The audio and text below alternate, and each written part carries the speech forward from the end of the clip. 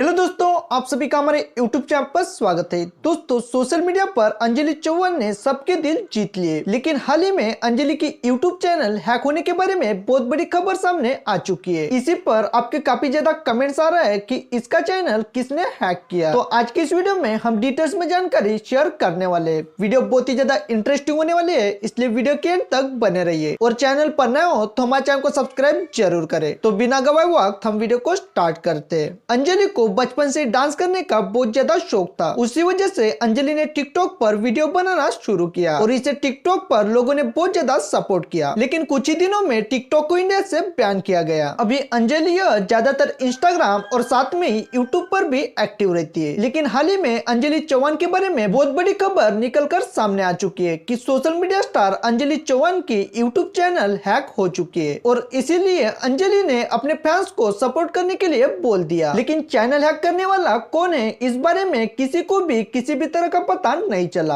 आप लोग अंजलि को ज्यादा से ज्यादा सपोर्ट करें और यूट्यूब को ट्वीट करके चैनल वापस लाने में अंजलि की मदद करें। ये इन्फॉर्मेशन आपको शेयर करनी थी। आपको अंजलि चौहान के बारे में क्या राय है, ये हमारे कमेंट बॉक्स में जरूर बताएं और इसी तरह नए नए वीडियो देखने के लिए हमारे चैनल को सब्सक्राइब जरूर करें। धन्यवाद।